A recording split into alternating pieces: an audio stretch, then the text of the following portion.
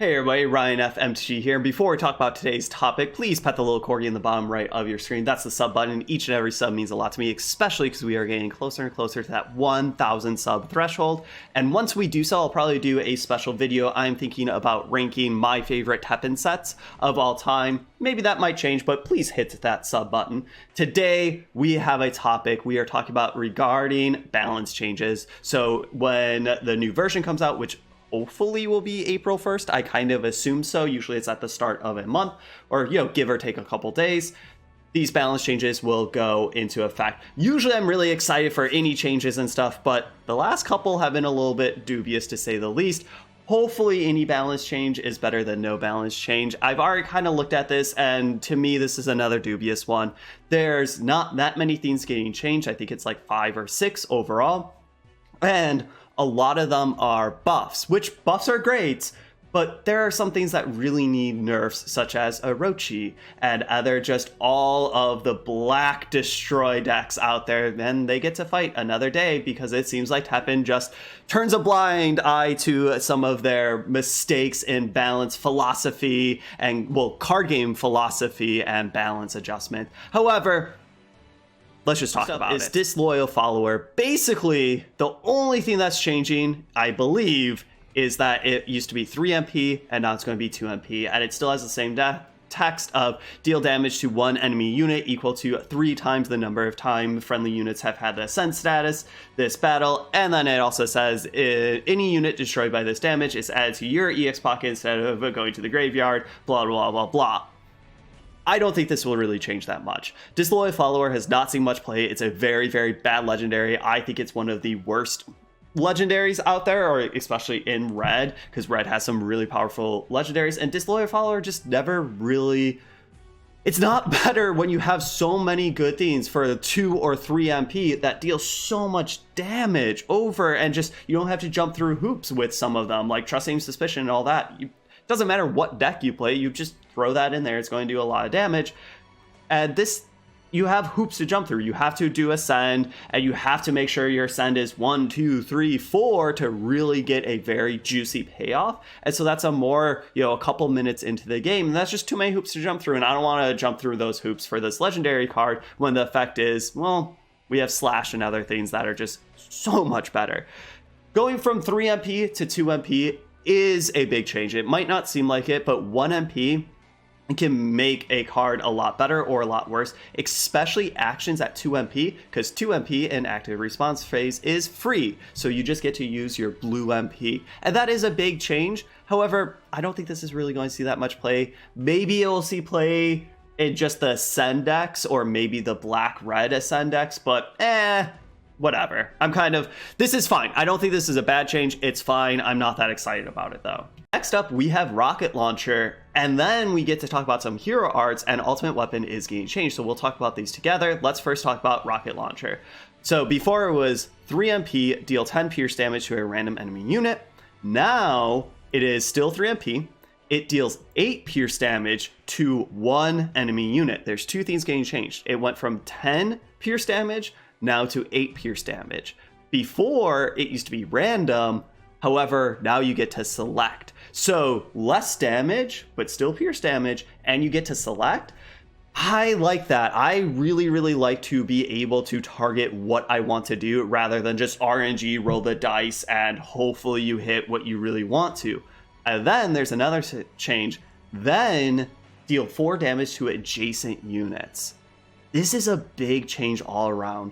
Yes, you might be like, at first it's like, oh, this is getting nerfed because it goes from 10 pierce damage to 8 pierce damage. And yes, that is a nerf, but it's a complete buff that you get to target. And then that's a complete buff that then it deals 4 damage to any adjacent units, which could be 1 or it could be 2 or it could be 0. So overall, Rocket Launcher got a lot stronger.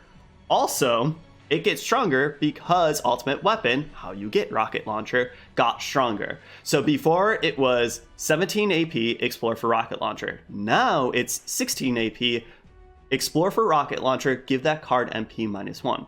So 2 things got changed. It went from 17 AP down to 16 AP. So 1 AP is not that big, but hey, cheaper is better, right? So that's cool. The big change right here is now Rocket Launcher gets -1 MP. So rather than 3 MP, it is a 2 MP play. Overall, I've said this before, 2 MP plays are really strong because they're free and active response phase. So overall, I like this change, and this kind of has me excited to brew around with some more Rocket Launcher, well, I guess Ultimate Weapon Jill decks, because Ultimate Weapon is kind of cool. It can be very powerful. However, 80 hero power that, you use your hero power, you get a card, could be a little bit lackluster to me, but fight against inner demons and stuff like that could be very good. So I'm excited for Ultimate Weapon. I think this is a very big buff to this hero art. Up next, we have the last buff hero art to talk about, and this is all the shields. So this is getting changed. Before, it was 17 AP, give shield to all friendly units. The text is still staying the same, give shield to all friendly units. However, what's changing is now it's 14 AP. That is so cheap. It is getting reduced by 3 AP, and like 17 AP was like middle of the road. It's not extremely high, but it's not extremely low. 14 AP now is extremely low and one of the cheapest hero arts. There's a couple that are cheaper, a couple that are right around 14 AP, but 14 AP is extremely cheap. Now the big thing is Chun-Li all-in shields going to be a thing? I'm not sure. Usually when I'm pumping up, if I want a hero art that pumps up my units, I really like Thunder Edge or things like that just like give your things keywords and make them this big beefy tank that's fast, hits hard, and to kind of close out the game. This wants you to go wide, right? You really want 3 units on the board, so you get 3 shields, and that's a little bit different, but hey, go wide strategies could be very good, and shield is a very good keyword. It's not as powerful as agility, giving a unit that doesn't have agility, because, when it comes down to it, shield is very powerful, but you can spend 1 MP in a card to use a wall jump. But hey, 3 shields just for 14 AP. This makes it so much more enticing, and I am excited to brew around with this hero art. The last hero art that we need to talk about, and there's no more cards, so this is the very last one, and this is the nerf of the set. It is Great Divine Intervention. GDI is getting a nerf. Amaterasu's been out for quite some time, finally getting a nerf. What is it? The text is staying the exact same. So you're still getting all friendly units, gain +2 HP, deal 3 damage to all enemy units, and, any unit destroyed by this damage is removed from the game, blah, blah, blah, death effects. The only thing that's getting changed is AP used to be 21, now it's AP 23. So it's getting increased by 2 AP. And 2 AP is a change. It's not a drastic change. Going from 21 to 23 is a change, and this will hurt GDI. I don't think it's going to hurt it that much. I think it's going to be very, very marginable if people even really notice it. Because 21 was already a higher end AP cost, and just going for 23, it's not going to impact it. GDI is still going to be a really good thing because all the cards are still so powerful, still so streamlined, and the hero art still does so much even now that it costs 23 AP. So hey, if you're a GDI player, yes, it might kind of stink that your hero art costs 2 more, but I don't think it's really going to change the games that much. Now, time for just a little rant. I'll keep it short. Overall, I think these changes are good, right? GDI kind of needed a nerf, in my opinion. I don't think this was that big of a nerf. Maybe nerfing how much damage or how much HP, stuff like that, would have been affected it more. But, whatever. Baby steps, that could be fine. I do like that Chun-Li shields and then Jill Ultimate Weapon are getting buffed because that seems kind of fun, and I'm kind of more interested in trying those out, but a little hesitant of how good they're going to be because the meta is very, very powerful because there's some really broken things that you can play with. And then Disloyal Follower, I think that's a throwaway one. Maybe I'll eat those words. Maybe now it's going to be fantastic and open up some more deck choices and stuff. I hope so, but I just don't see that happening. My big gripe and my rant right now is balance changes are great. I'm happy that it seems like, we are getting them a month after a new set release. So it'll kind of be like a new set, a balance change, a new set, a balance change. So we're getting one thing a month, and that makes me very excited. However, I think Teppen needs to put more time, energy, and effort into these balance changes. Or, well, I guess they need to put more time, energy, and effort into their card design philosophies and their testing, so then they don't need to rely on their balance changes that much. But if you're not changing how you're making the cards, you really need to put more time and energy into these balance changes. I think it's great that we are seeing buffs. I do. I love seeing buffs of underutilized cards or hero art, so hopefully then there are more better things to be doing, or just more things to be doing. However, you need to make sure that you are nerfing the things that need to be nerfed, like some of the Black Destroy, or just some of maybe the spamming red action and stuff like that. There are a lot of things, and I'm not saying nerf everything to the ground, but you kind of need to nerf that, maybe those really broken things like Living Death and Orochi and stuff like that. So then when you are buffing Jill Ultimate Weapon, maybe she can have more of a fighting chance.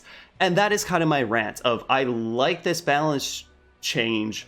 However, not really, because there needs to be more nerfs, or maybe more buffs, more aggressive buffs to really push Ultimate Weapon, just make it just as, powerful as a Orochi or something like that. Because yet again, I've said this in the past, if Teppen wants to make really, really powerful hero arts and cards, well, that's fine. Just give more colors and more powerful things to more things, right? Spread out the power level. It kind of becomes a problem when it is just a handful of really powerful things, and then the next powerful things are down here. Is the meta completely solved? Does there really need to be tons of nerfs? I don't know. I kind of would really like to see a couple more nerfs, especially in, I keep on saying, Orochi, stuff like that. But, it is what it is. Teppen seems to be completely fine with how Black is, because Black hasn't really seen any nerfs for quite some time. But that is enough about my rant. It's cool that we got a balance change. It's really cool that we are seeing more buffs, and that makes me happy. It just makes me a little bit sad, because how good are these buffs in a meta that is very powerful because of some very, very pushed cards that are not getting a nerf, and probably won't see a nerf for quite some time. But thank you all for watching. That is it for me today, and I will see you.